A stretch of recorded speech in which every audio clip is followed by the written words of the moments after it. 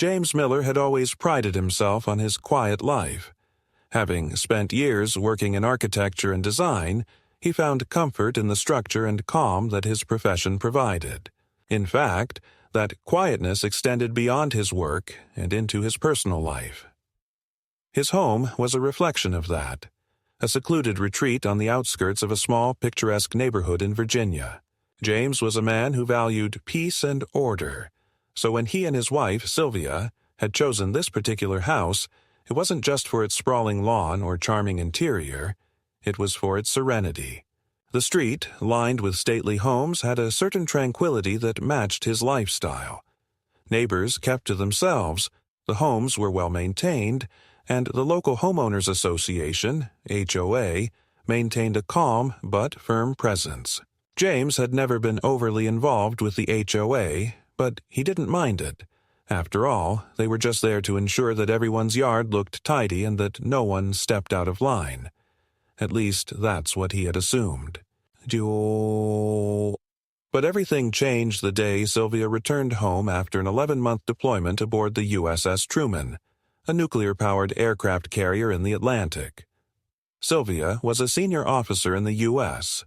Navy, a commanding officer who had served with distinction for over 15 years.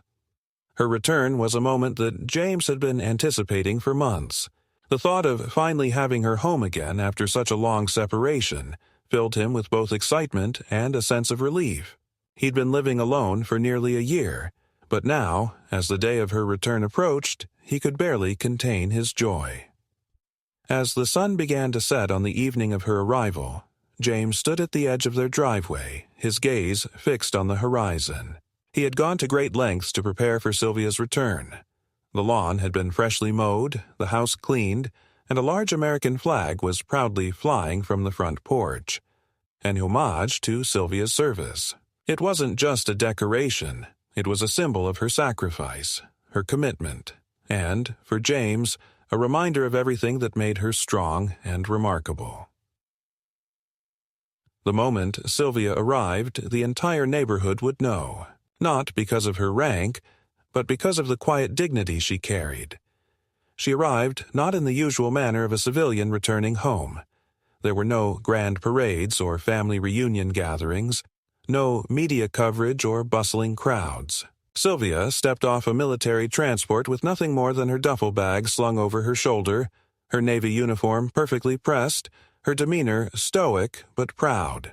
James smiled as he watched her walk towards him, her gaze locking with his in a moment of shared understanding. It was a simple homecoming, a far cry from the military ceremonies she had endured during her time on the Truman. But to James, it was everything. However, it didn't take long for things to take an unexpected turn. The moment Sylvia stepped out of the car, the neighbors took notice. James could see them watching from their windows, behind drawn curtains, or through the panes of glass on their front doors. He had always respected the quiet dignity of the people around him, but today their eyes felt different. Something was off. Sylvia's presence, that perfect image of military precision and professionalism, seemed to stir something beneath the surface of the suburban calm. But James shrugged it off. It was probably just his overactive imagination. The next morning, things started to spiral in a way James could never have predicted.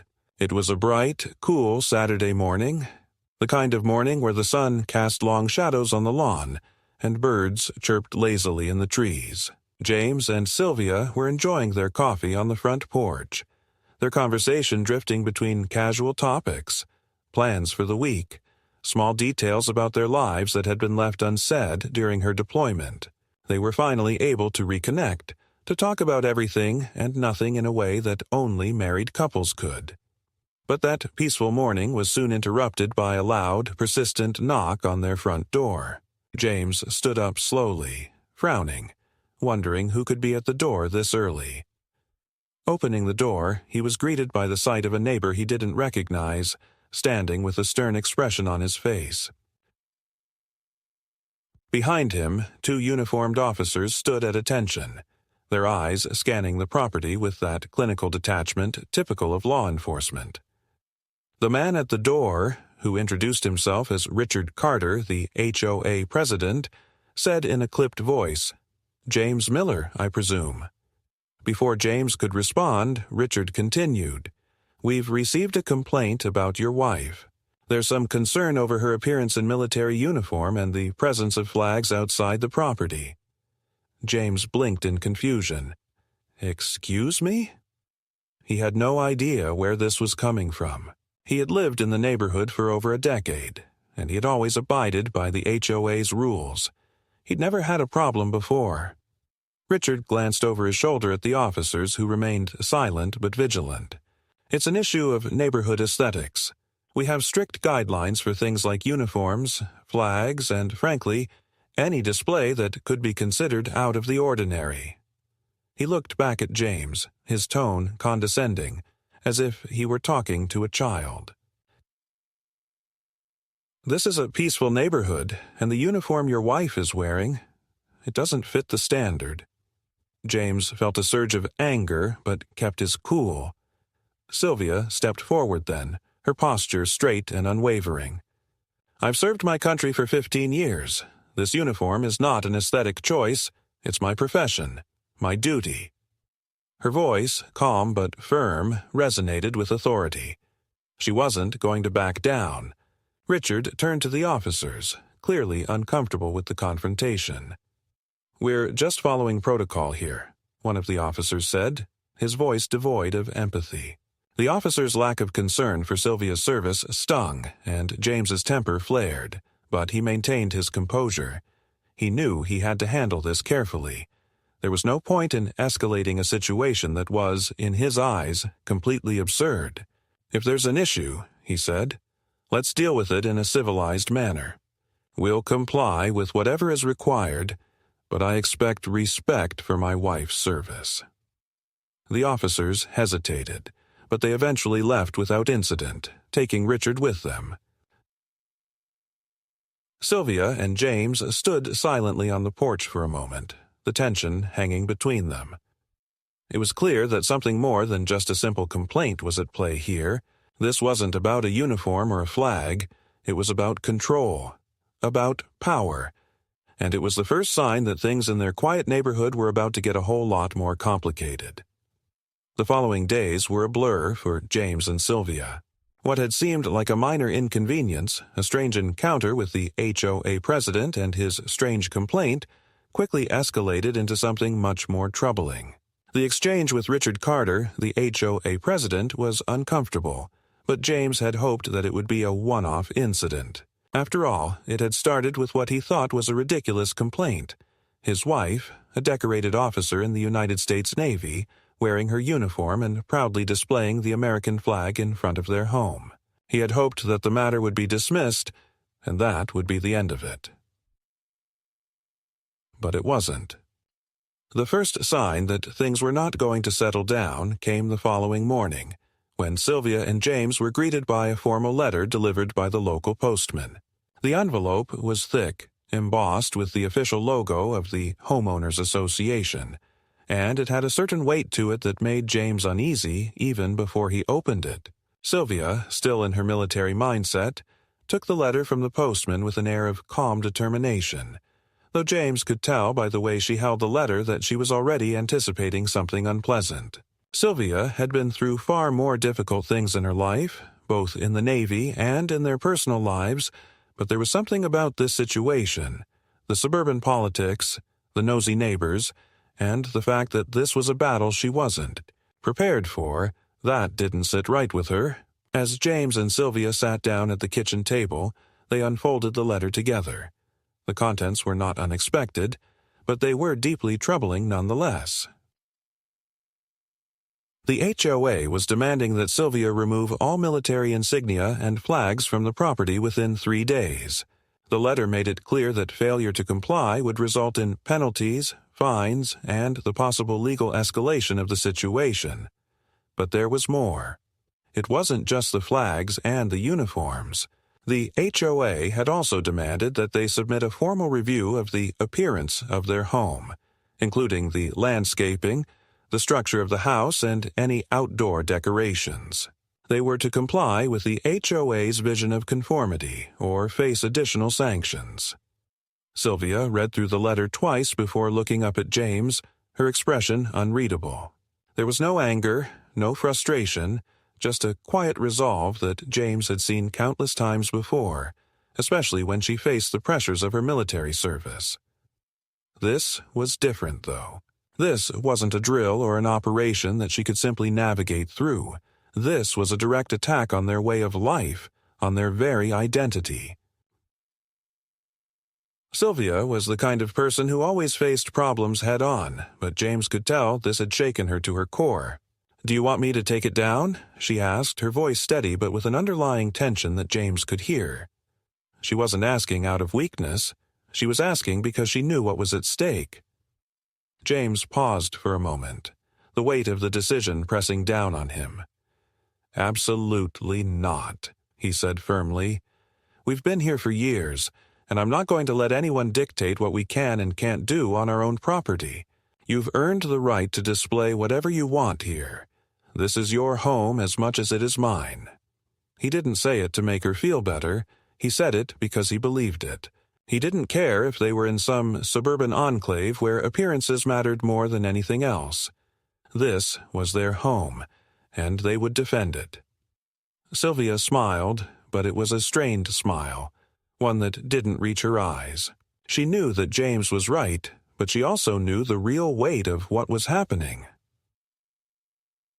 The HOA wasn't just targeting the flag or the uniform. It was targeting them, their lives, and their autonomy, and that couldn't be allowed to stand. The next few days brought no reprieve. Instead, the pressure only intensified. Every time Sylvia stepped outside in her uniform, she felt the eyes of the neighbors on her, scrutinizing her every movement. It wasn't just the HOA anymore. It was the silent judgment of the entire neighborhood. Their once peaceful and quiet surroundings were slowly being transformed into a battleground, one that neither of them had signed up for. Sylvia knew that she couldn't stand by and allow her actions to be dictated by petty bureaucrats in the name of conformity, but she also knew that she couldn't fight the battle alone. James, who had spent the better part of his career designing structures and solving problems, was now thrust into a conflict that he hadn't anticipated, and one that he didn't know how to navigate. He was no longer just her husband. He was her partner in this struggle, whether he liked it or not. It wasn't long before the first real signs of resistance from the HOA began to show. James had received a call from a neighbor, Greg, who lived a few houses down. Greg had been a good friend for years, and although they didn't see eye to eye on every issue, James had always trusted him. "Hey, James, I just wanted to give you a heads up," Greg had said on the phone. "I got a letter from the HOA today. They're making some noise about the flag and the uniform, and they're asking people to report anything unusual in the neighborhood. I thought you should know." James frowned. "What do you mean, report anything unusual?" Greg's voice lowered as if he were afraid someone could overhear. "They're telling people to look out for any behavior that doesn't fit the HOA guidelines. They even mentioned that your wife's military service might be causing tension around here. It's getting pretty ridiculous." James felt a surge of frustration. This wasn't just an isolated issue anymore. It was spreading, infecting the entire neighborhood with the kind of paranoia that had no place in a community built on shared values. James wasn't sure if he was angrier at the HOA or at the neighbors who were too eager to comply with such an intrusive, controlling agenda. He didn't want to believe it, but Greg's warning proved to be true. Over the following week, they received several more letters from the HOA, each one more aggressive than the last. One of the letters even included a detailed list of acceptable outdoor decorations, with strict guidelines about everything from the height of the flagpole to the color of the trim on the house. It was as if the HOA had forgotten that people were individuals with their own tastes and beliefs, and instead they wanted to create a homogeneous, cookie-cutter society where nothing stood out. James began to make a list of all the instances where the HOA had overstepped its boundaries. He knew that he had to build a case if things were going to get worse. Sylvia, meanwhile, kept her head down, going about her business as best she could. But it was becoming increasingly difficult to ignore the oppressive atmosphere that had settled over their once peaceful home. Every conversation with neighbors, every interaction, seemed to carry the weight of judgment, like they were constantly being watched. And that was the part that bothered James the most. They had never been those kinds of people, the ones who lived under the watchful eyes of others, afraid to make a misstep. But now they had no choice but to confront the fact that their once safe home was being targeted by an invisible force, one that was working tirelessly to strip them of their right to exist as they were.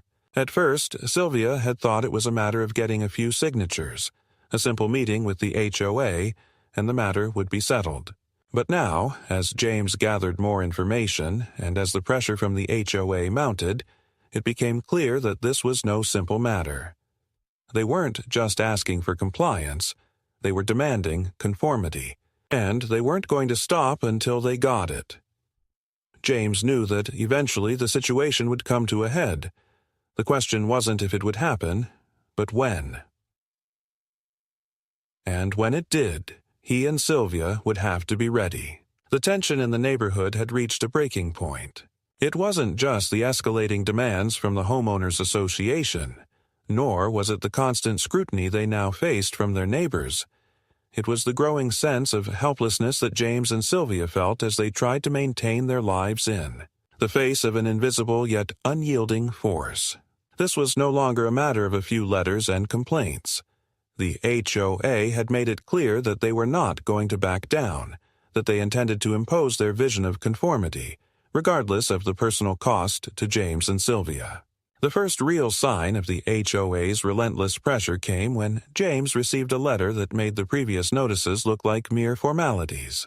This letter, stamped with a bold red "Urgent," had been hand-delivered by a local courier, a method the HOA had never used before.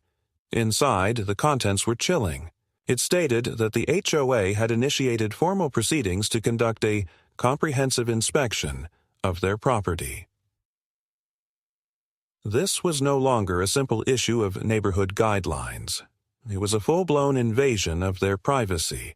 The letter outlined specific areas to be inspected, from the front yard to the structure of the house, and even the way the flagpole was positioned.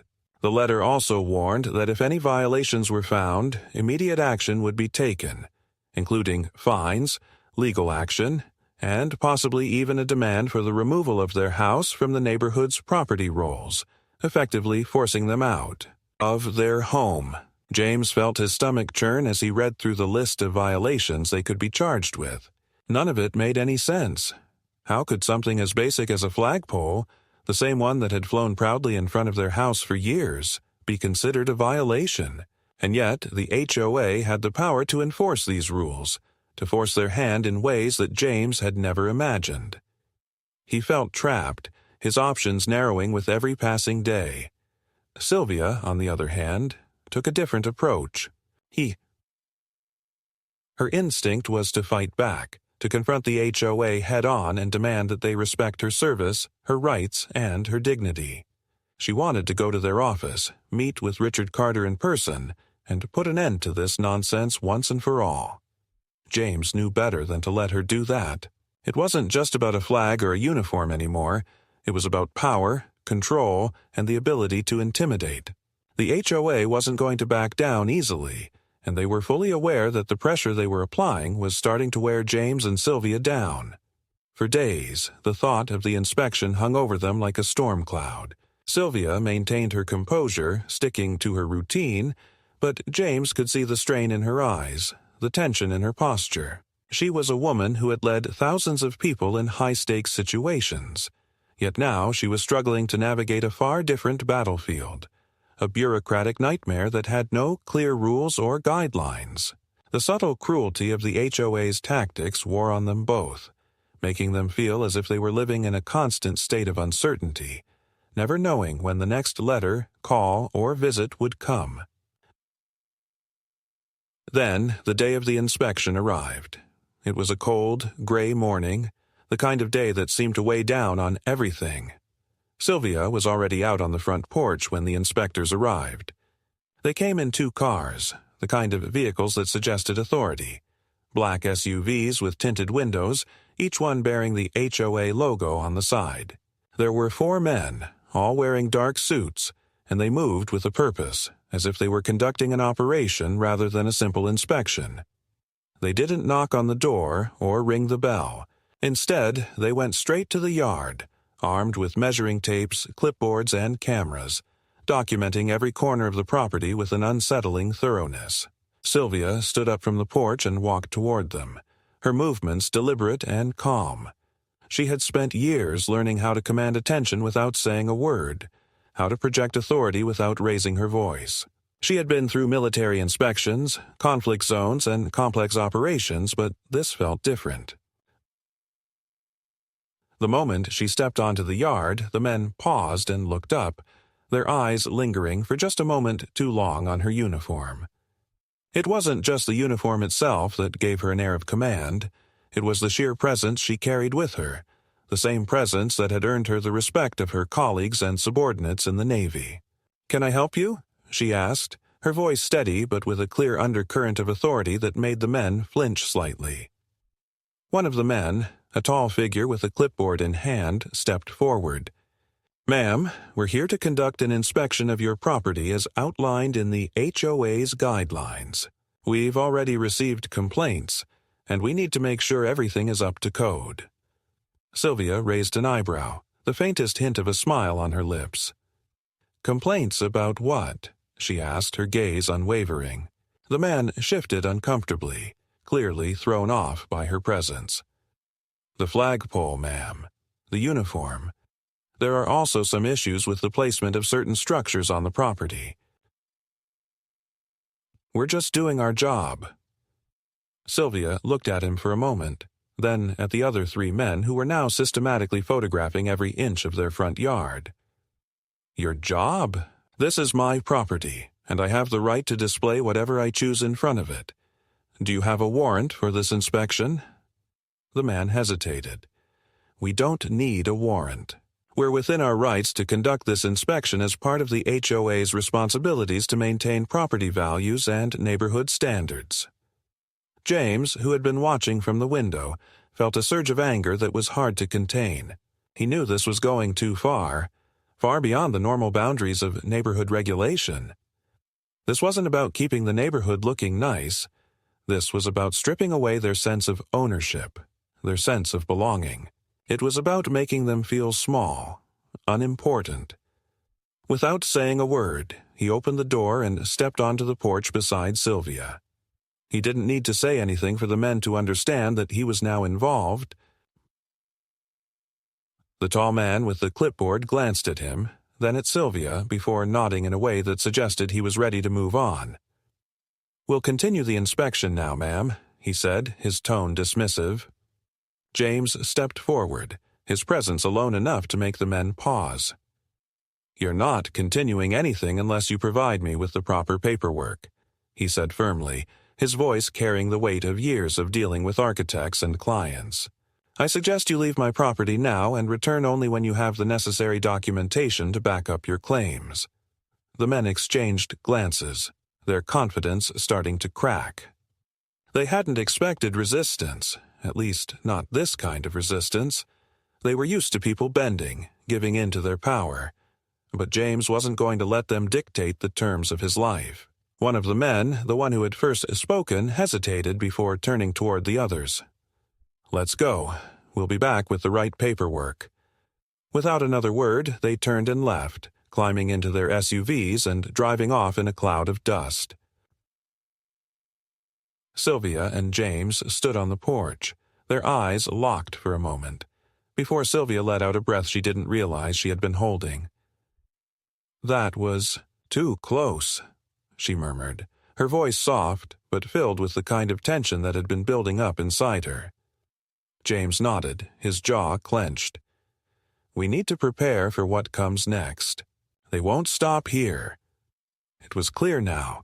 This wasn't just a disagreement over the flag or the uniform. This was about control, and the HOA wasn't going to rest until they had it. The battle with the Homeowners Association had escalated, But what started as an inconvenience had quickly turned into something far more profound. Sylvia and James had expected some pushback from the HOA, of course. They had anticipated that the new rules and the complaints about the flagpole would cause some friction, but they had no idea just how deep the issues ran. What had once seemed like a few small, petty obstacles in their peaceful life was beginning to unravel a much larger problem. Every interaction with the HOA, every letter and every confrontation had revealed a disturbing truth. The HOA's control over the neighborhood was far more extensive and insidious than either of them had imagined. The power they wielded was not limited to the appearance of houses or the maintenance of the streets. It had seeped into the very fabric of the community, shaping lives, controlling behavior, and stifling any semblance of individuality or resistance. Sylvia and James had underestimated the reach of the HOA's authority. At first, they had thought that their resistance would be enough to push the association back. After all, Sylvia had spent years commanding an entire battalion of men and women in the Navy, and James had worked in high-pressure situations where critical decisions were made with little room for error. They were used to fighting for what they believed in, used to pushing back against authority when necessary. But the HOA was different. They didn't just wield power. They controlled the very environment in which people lived, and the threat they posed wasn't just legal or bureaucratic. It was psychological. It was a war of attrition, and slowly but surely the HOA was wearing them down. Sylvia had tried to take control, to call them out for what they were doing, but each time she pushed, the HOA pushed back harder. Their letters became more threatening, more insistent, and the fines they levied for supposed violations seemed to come without warning. It was as if they were waiting for Sylvia and James to break, waiting for them to concede to the unspoken rules of suburban life. Elise remained steady throughout, filing responses, collecting timestamps, demanding documentation, and quietly ensuring that no investigation went unchallenged. But Thomas could sense she was preparing for something bigger. It was then that they decided to take action, not just by fighting the HOA on their terms, but by using their own power against them. James knew it wasn't enough to simply argue against the fines or the inspections. They needed to expose the HOA for what it was, a self-serving institution that had long outgrown its original mandate. They needed to find out who was behind it, who was benefiting from this oppressive system, and why it had become so entrenched in the community. They started by quietly gathering information, speaking to neighbors who were willing to talk. At first, most of the neighbors were hesitant. Some were too scared to speak out, others simply didn't care enough to get involved. But as the weeks went by, they began to see a pattern. There were more people dissatisfied with the HOA than they had realized. There was a group of elderly residents who had been hit with outrageous fines for minor violations like trimming their hedges too short or having a mailbox that didn't conform to the exact shade of beige that the HOA had dictated. There were young families, struggling to make ends meet, who had received threats of foreclosure for unpaid fees, some of which were dubious at best. One night, as Sylvia and James sat down with a couple of their neighbors to discuss the situation, they learned something disturbing.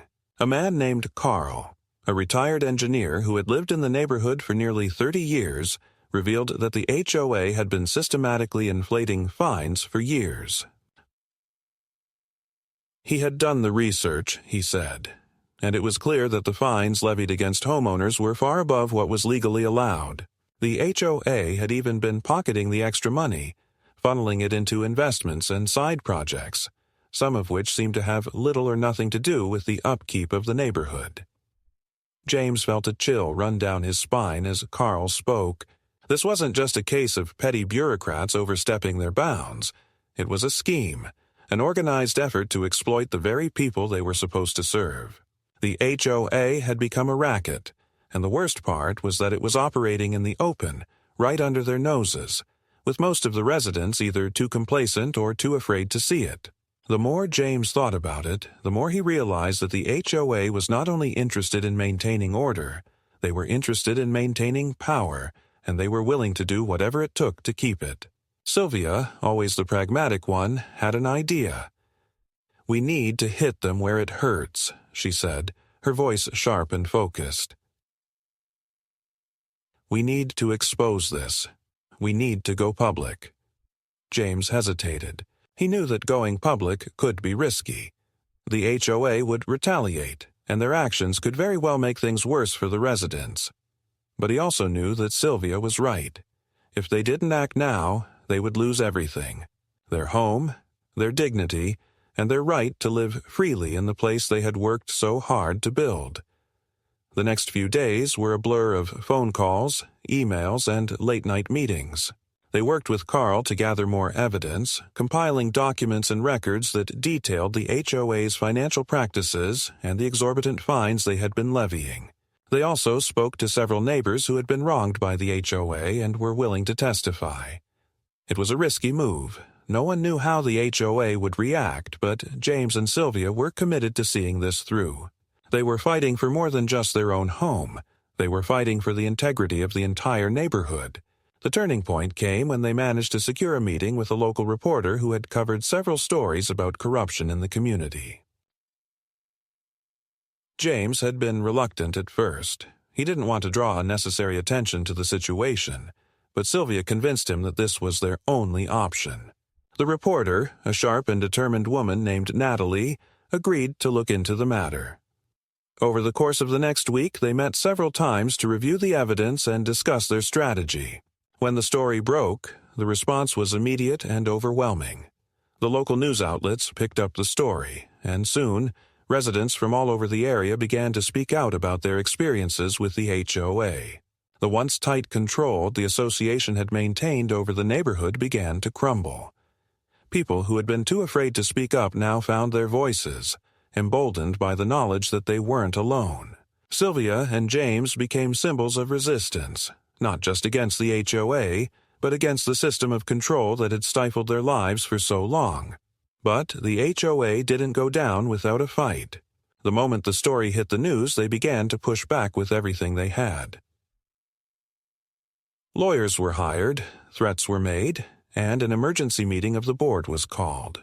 Richard Carter, the HOA president, issued a public statement claiming that the accusations were false, that the HOA was simply doing its job, and that the press had twisted the facts. He called for the immediate removal of Sylvia and James from the neighborhood, accusing them of causing irreparable damage to the community. The battle had only just begun. Sylvia and James knew that they couldn't back down now. They had to keep pushing, no matter the cost.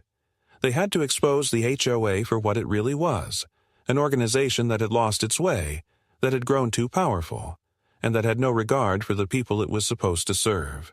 But even as they prepared for the next phase of the fight, James couldn't help but wonder just how far the HOA was willing to go. If they were willing to destroy lives, to force people out of their homes, to break the law in order to protect their power, how far would they go to protect their own interests? The dust had barely settled from the first wave of conflict with the homeowners association, but Sylvia and James were far from done. The story of their battle, which had started as a personal grievance over a flagpole and a military uniform, had now evolved into something far more dangerous and far-reaching. Their efforts to expose the corruption of the HOA had sparked a firestorm in the local community, and while some had rallied behind them, others had chosen to stay out of the fray, too afraid to risk the ire of an institution that had so clearly demonstrated its power. In the midst of it all, the HOA had responded in ways that were not just legally questionable but shockingly aggressive.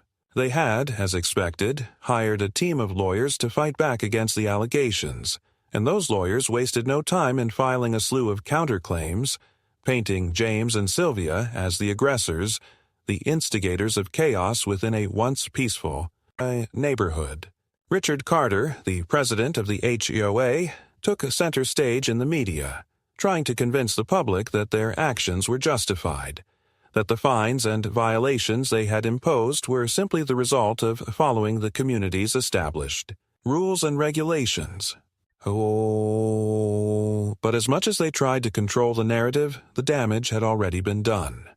The story had gone viral, and the HOA's once sturdy reputation had started to crack. But instead of backing down or trying to smooth things over, the HOA doubled down on its efforts, launching an even more brutal campaign to suppress the truth. It wasn't just the media blitz or the legal threats that Sylvia and James had to worry about now. It was the escalating tactics of intimidation, the subtle but unmistakable signs that the HOA was willing to go to any lengths to silence them. It started with small things. Suspicious figures lurking near their property late at night, their movements hidden in the shadows of the trees. Sylvia had noticed them first, one evening when she was out walking the dog along the path that wound through their backyard. The figures were always just beyond her line of sight, hidden behind the bushes or the fencing that bordered their property, but she could tell they were watching. She mentioned it to James, who shrugged it off, assuming it was just local teenagers or someone on a late-night walk. But as the days went on, the presence of these shadowy figures became harder to ignore. The odd thing was that no one could identify them. Neighbors were either too scared to speak up, or they claimed they hadn't seen anything unusual, even though it was clear to Sylvia and James that something was amiss. And it wasn't just the figures. They began to receive anonymous letters in the mail, crude threats scrawled in a rushed, almost frantic handwriting, warning them to back off or face the consequences. These letters were left in the mailbox, slipped, under the door, or even tucked beneath their car windshield wipers, always at random times, always with a sense of urgency that grew more pronounced with each new message. The handwriting was inconsistent, and the threats never made sense, but they had an unmistakable tone, one of fear, of desperation, and of a deep-seated need to intimidate. Despite the threats, neither Sylvia nor James were the types to back down from a fight. They had come too far and made too many sacrifices to let something as petty as intimidation force them into submission.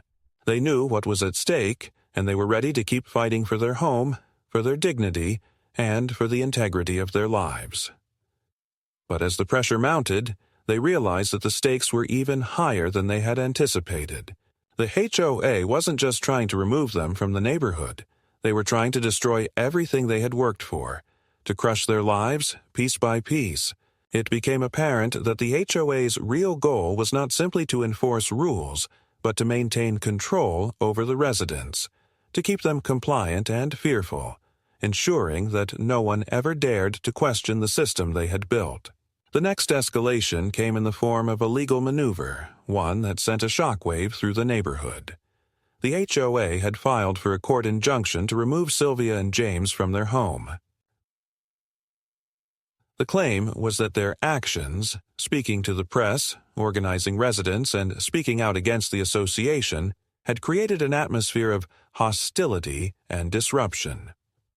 The HOA painted them as troublemakers, as individuals, who were causing turmoil in a previously harmonious neighborhood, and they argued that Sylvia and James's continued presence would create irreparable damage to the community. The legal team the HOA had assembled was well-funded, and their strategy was clear. They would drag the Millers through an expensive, drawn-out legal battle in the hopes of breaking their spirits and draining their resources.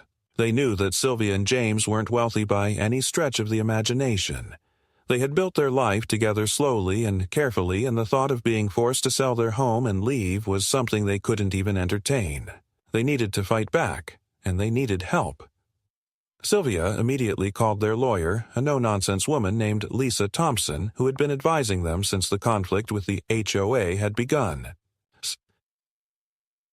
Lisa was furious when she heard about the injunction.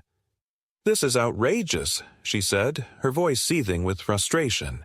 "The HOA is overstepping their bounds, and this is nothing but an attempt to bully you into submission. We're not going to let them get away with this."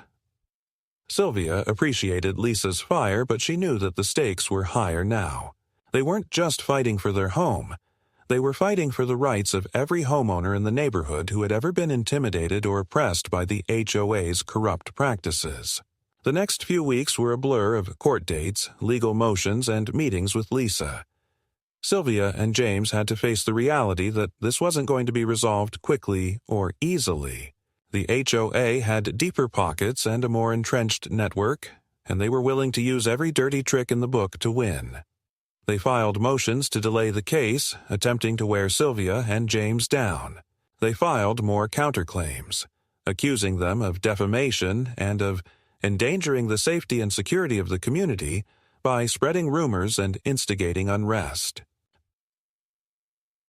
It became clear that this wasn't just a legal fight.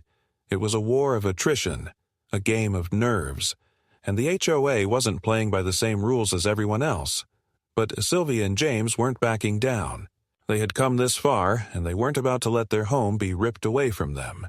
With Lisa's help, they fought back against the HOA's claims, filing motions of their own, pushing back against the legal delays, and gathering more evidence of the HOA's corruption. They contacted former residents who had been targeted by the HOA and interviewed neighbors who had witnessed firsthand the kind of behavior that had been allowed to fester for so long. They even spoke with local reporters, determined to keep the story alive and in the public eye. Sylvia and James knew that they had to keep the pressure on, not just for their own sake, but for the sake of everyone who had been silenced by the HOA's oppressive rule. And then, just when it seemed like the tide might be turning, something unexpected happened. One night, a fire broke out in the backyard of their home. It was small at first, just a spark from an unattended grill, a neighbor had claimed, but it quickly grew, sending smoke billowing into the sky. Sylvia and James were lucky to notice the fire in time. They rushed outside and managed to put it out before it spread, but the damage was done. It was the perfect cover for the HOA. The next morning, they received another letter, this one accusing them of negligence and failure to maintain their property. The HOA claimed that the fire was a direct result of their irresponsibility, and that they were now liable for any damages that occurred as a result.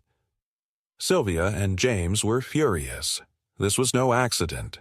The fire had been deliberately set, and they had no doubt that the HOA was behind it. They couldn't prove it yet, but they knew this was the next step in their campaign of intimidation. As if that wasn't enough, the HOA filed yet another motion in court, this time demanding that Sylvia and James be held responsible for any damages the fire may have caused to the surrounding properties. This was it. The HOA had crossed the line. They were no longer content with just removing them from the neighborhood.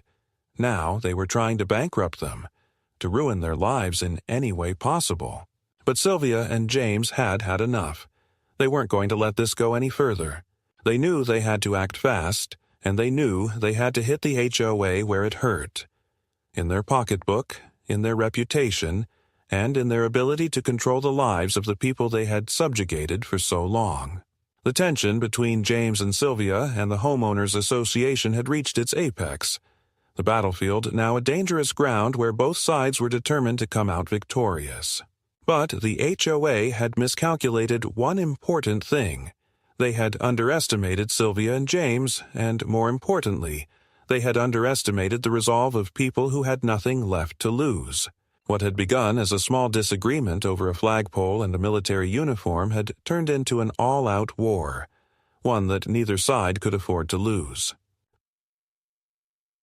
The HOA had thrown everything at them: legal threats, media smear campaigns, subtle intimidation, and yet Sylvia and James stood their ground, refusing to bend. But what was most unsettling for the HOA was that this fight had become bigger than just one family's struggle against bureaucratic tyranny. It had become a symbol of resistance, of the fight against a system that had used fear and manipulation to maintain control over an entire community.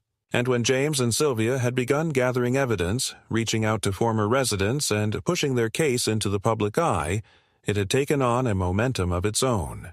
With each passing week, more and more people came forward: former HOA members, longtime residents, even those who had been too afraid to speak out before, all bringing forward stories of their own battles with the association. Some were financial, some personal, some minor, and others life-altering. The HOA had used fines, intimidation, and their own legal power to crush any dissent. But now the tide was shifting. People were starting to realize that they were not alone, that their frustrations and fears were shared by others. What Sylvia and James had uncovered was more than just corruption. It was a systemic abuse of power that reached far beyond their own neighborhood. They weren't just fighting for their home anymore. They were fighting for justice, for the rights of every homeowner who had ever been mistreated, manipulated, or silenced by the HOA's iron grip. The public attention had only intensified in the weeks leading up to the final showdown. Local news outlets had been following the story closely, and it had become a hot topic in community discussions. Sylvia and James had appeared on local talk shows, their story providing a rare glimpse into the inner workings of a neighborhood association gone rogue. They had become symbols of the fight for fairness, their faces now recognizable to the residents of the town. It wasn't just a couple fighting for their home. It was a David versus Goliath story, one that captured the imagination of the public. Yet, despite the growing support, the HOA showed no signs of relenting. They continued to press their claims in court to leverage their influence and to wield the full force of their resources. But they were losing their grip. And with every passing day, Sylvia and James were gaining ground. The final moment arrived with the court date looming in the distance, an impending reckoning that Sylvia and James knew could determine the future of their lives. They had spent weeks preparing their case, collecting testimonies, and gathering every shred of evidence they could find. They had been relentless in their pursuit of justice, determined to bring the HOA's corruption to light. Lisa, their lawyer, had worked tirelessly with them, piecing together the puzzle and finding cracks in the HOA's legal defenses. But even then, Sylvia and James knew that they were not simply battling in a courtroom. They were fighting for their home, for their dignity, and for the very essence of their right to live free from intimidation and control. And the HOA, like a cornered animal, had prepared for a final stand. The day of the hearing arrived with an almost suffocating weight to it. The courtroom was packed, spectators, reporters, and a handful of residents who had come to watch the proceedings. The air was thick with anticipation, and even though the case had garnered attention, it felt surreal to be sitting there, facing down the very organization that had made their lives a living hell for so long. James sat at the table beside Sylvia, his hand resting on hers, his fingers trembling slightly. He didn't show it, but the pressure of the moment was almost too much to bear. The weight of what they had fought for, what they had lost, and what they still stood to lose, hung over them like a cloud. Sylvia, ever the professional, remained calm and composed, her eyes focused and steady. She had always known how to perform under pressure, to compartmentalize the emotions and keep her eyes on the prize. But even she could feel the magnitude of what was happening. This was not just about them anymore. This was about something larger than themselves. Richard Carter, the president of the HOA, was seated across from them, flanked by his team of lawyers. The arrogance in his posture was palpable, his smug smile barely concealed. He exuded the same air of entitlement that had permeated the HOA's dealings from the beginning, an aura of unquestioned authority, the belief that they could do whatever they wanted without consequence. But as the trial began, it quickly became clear that Richard and his team had underestimated their opponents. Lisa, their attorney, took the floor first, her voice steady but fierce as she began to dismantle the HOA's case. She pointed out the glaring inconsistencies in their claims, the financial records that were clearly doctored, and the overwhelming evidence that the HOA had knowingly and systematically imposed fines for arbitrary reasons, all while funneling money into private investments that were in no way related to neighborhood upkeep. Sylvia and James had known from the beginning that the HOA's power was not just in its ability to enforce rules. It was in its ability to manipulate and control people through fear, and Lisa was not about to let them get away with it. She laid out every instance of abuse, every act of intimidation, and every illegal action the HOA had taken in their attempts to force Sylvia and James out of their home.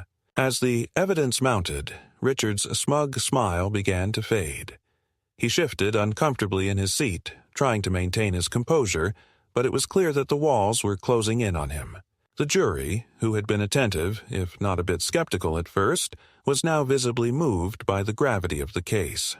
They saw the truth for what it was. Sylvia and James weren't just victims of a simple bureaucratic oversight. They were victims of a deeply corrupt system that had been allowed to fester for far too long. Then it was Richard's turn to speak. He rose from his seat, adjusting his tie, his expression one of forced confidence.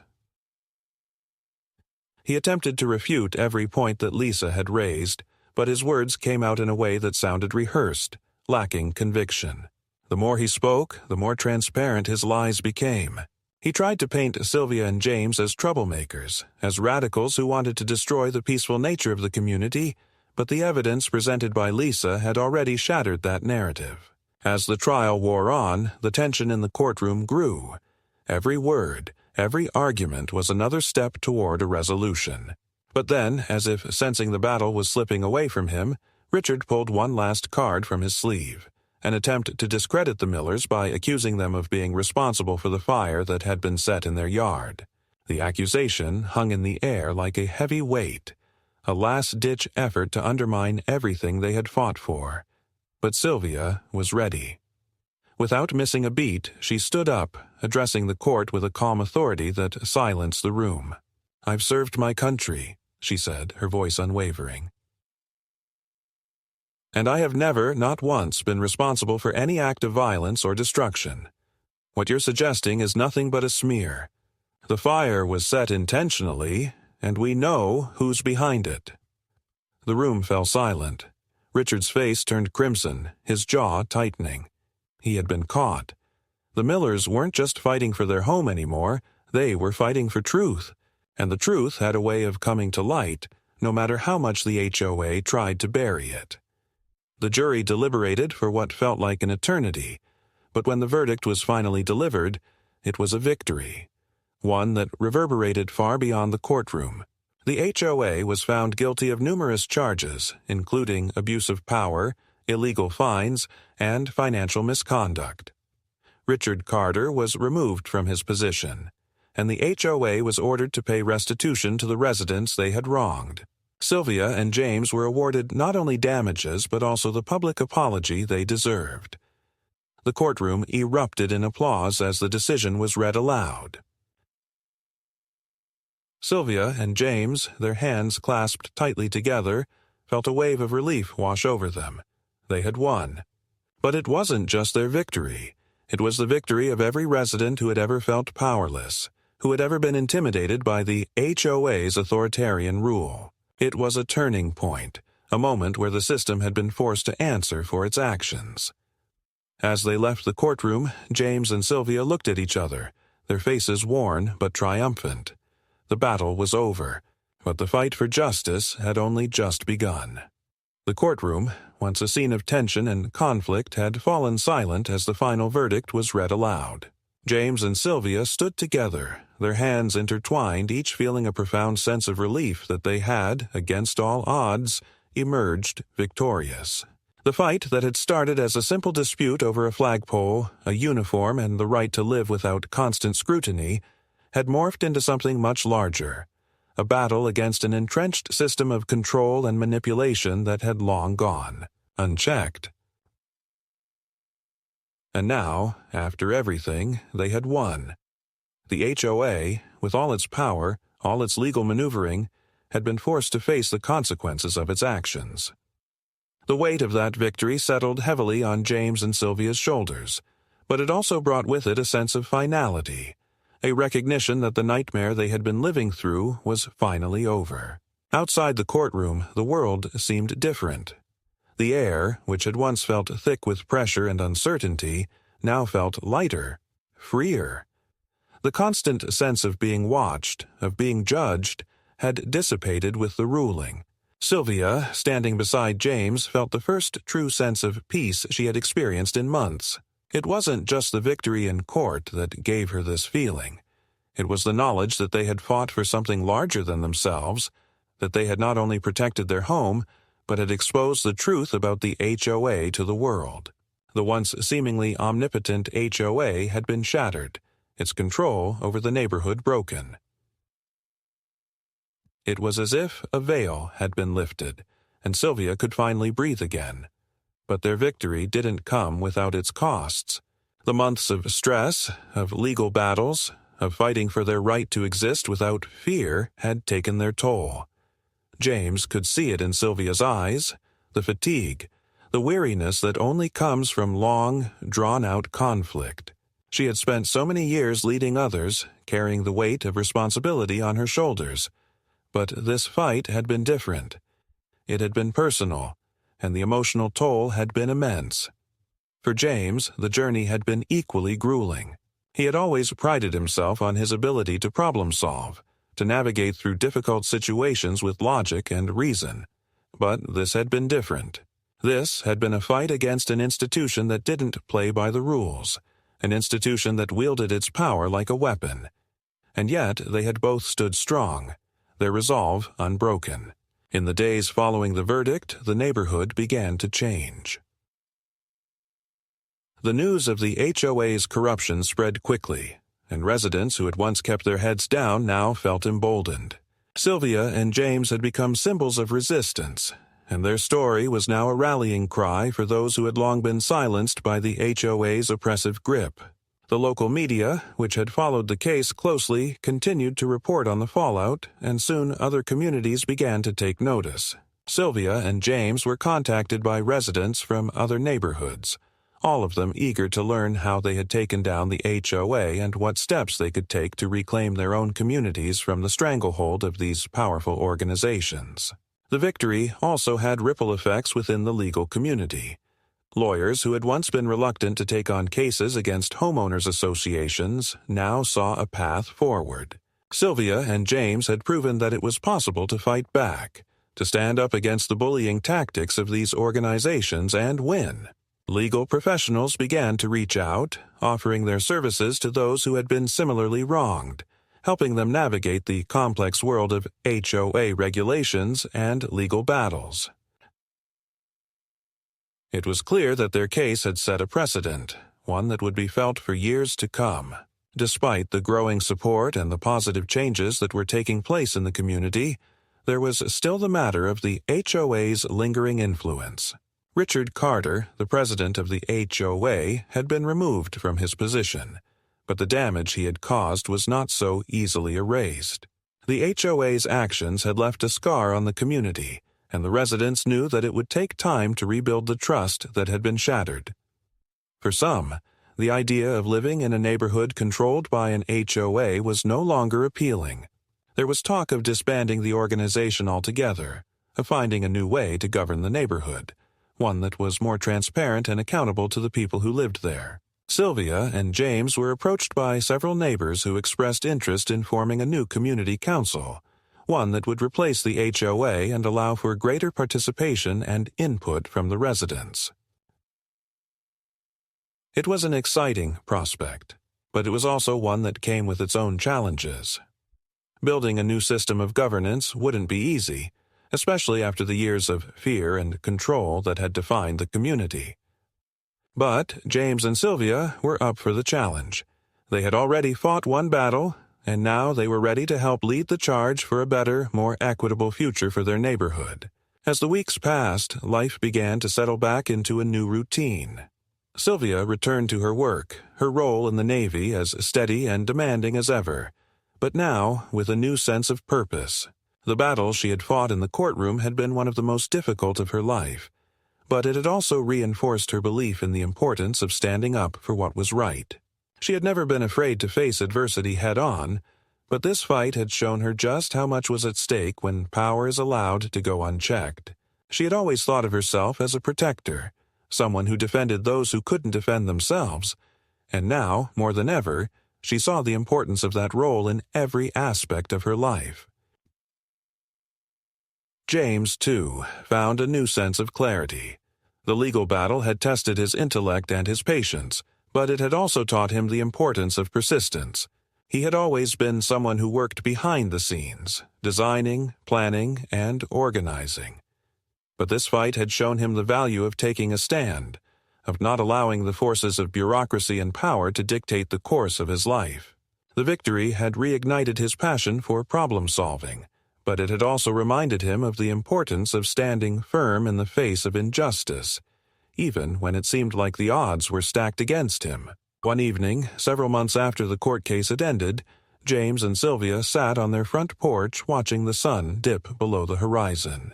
The neighborhood around them was quieter now, the constant hum of tension that had once filled the air replaced by a calm, peaceful stillness. The flagpole, once a symbol of contention, now stood proudly in the yard, its colors waving gently in the evening breeze. Sylvia leaned back in her chair, her gaze fixed on the flag. "We did it," she said, her voice soft but full of pride. James nodded, a smile tugging at the corners of his mouth. "Yeah, we did. But we also started something bigger than us. This isn't just about us anymore." Sylvia looked at him, her eyes filled with the quiet understanding that had always been at the core of their relationship.